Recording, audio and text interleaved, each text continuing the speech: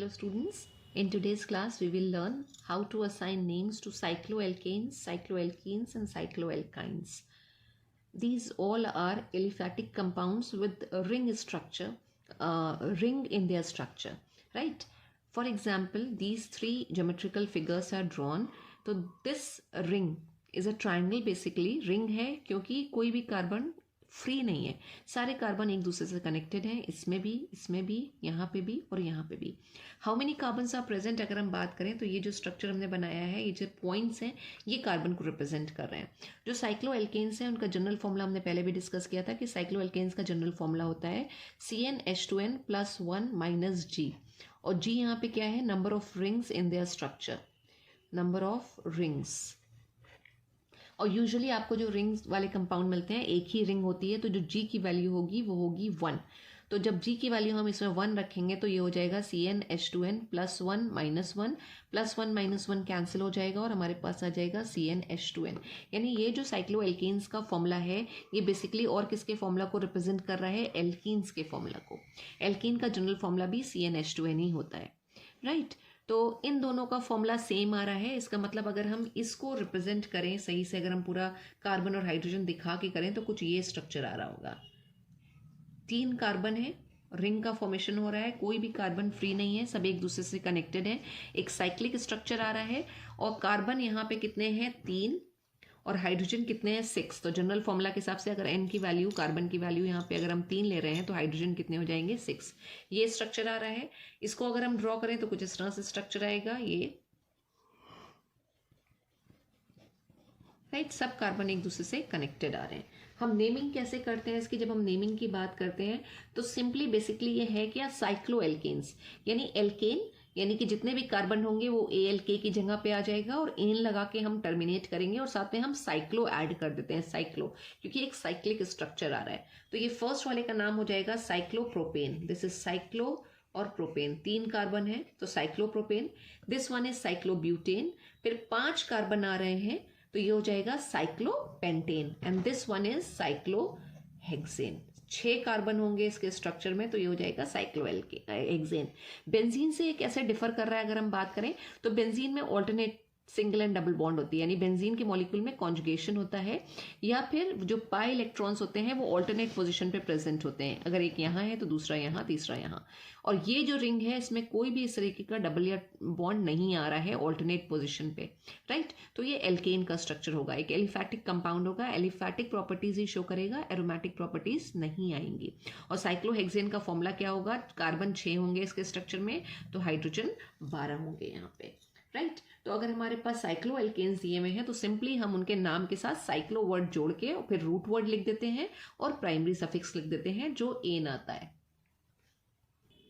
तो ये 4 simple basic से स्ट्रक्चर हो गए. अब अगर हमारे पास कुछ ये स्ट्रक्चर बना हुआ है, इसको भी हमने बनाया था, ये साइक्लोपेंटेन था हमारा, और इसमें यहाँ पे एक CH3 ग्रुप लगा दिया और एक यहाँ पे CH3 ग्रुप लगा दिया. अब इसकी नेमिंग हम कैसे करेंगे? तो जो पेरेंट कंपाउंड है वो तो हमारा साइक्लोपेंटेन ही रहेगा. साथ में हमारे 2 सब्स्टिट्यूएंट आ गए, 2 एल्काइल ग्रुप्स आ गए, उनकी पोजीशन हमें निकालनी है, लोएस्ट पॉसिबल नंबर देना है. ये कार्बन अगर फर्स्ट कार्बन है तो ये सेकेंड कार्बन हो जाएगा. तो नाम आ जाएगा इस कंपाउंड का 1,2 डाई मिथाइल और साइक्लोपेंटेन, साइक्लोपेंटेन.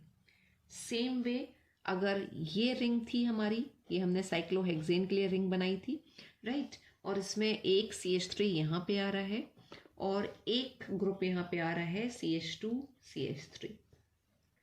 अब हमें किस तरह से नंबरिंग करनी है? इसको कार्बन को 1 लेंगे, ये 2 ये 3, या फिर ये 1 ये 2 ये 3. किस तरह से हम नंबरिंग करें? तो अल्फाबेटिकल ऑर्डर में जो पहले आएगा उसको हम लोएस्ट नंबर देंगे, राइट? तो ये 1 मिथाइल नहीं होगा, ये वाला कार्बन फर्स्ट होगा, ये सेकेंड और ये थर्ड, तो ये 1 इथाइल होगा, 1 इथाइल, राइट? और 3 मिथाइल, और बाकी तो है ही ये साइक्लोहेक्सेन. साइक्लोहेक्सेन में सब्स्टिट्यूशन हुआ था और ये कंपाउंड हमारा बन के आ गया 1 इथाइल 3 मिथाइल साइक्लोहेक्सेन.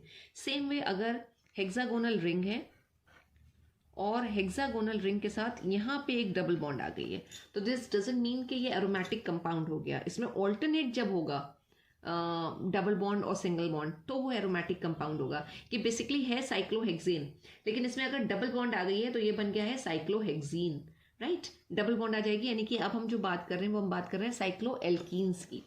साइक्लोएल्केन्स के बाद साइक्लोएल्कीन, तो ये एक साइक्लोएल्कीन है, और जो एल्कीन में ALK है उसकी जगह क्या आ जाना चाहिए, हेक्स, और ईन लगा देंगे और ये कंपाउंड बन गया हमारा साइक्लोहेक्सीन। इसी तरह से अगर ये है और डबल बॉन्ड हमने यहाँ लगा दी तो ये हो जाएगा साइक्लोब्यूटीन, राइट। और अगर ये स्ट्रक्चर है,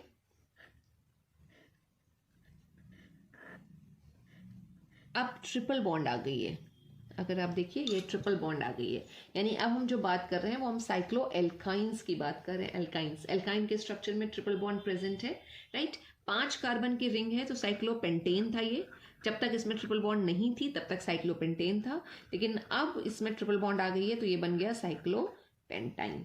तो ये कंपाउंड्स हमारे हो गए साइक्लोएल्कीन और ये हो गया साइक्लोएल्काइन। अब इसी में अगर हम सब्स्टिट्यूशन कर देते, फॉर एग्जाम्पल इसको जब हमने बनाया था तो हमने साइक्लोब्यूटेन बोला था, लेकिन अब भी हमने यहाँ पे ट्रिपल बॉन्ड कर दी और साथ ही साथ यहाँ पे हमने CH3 ग्रुप लगा दिया।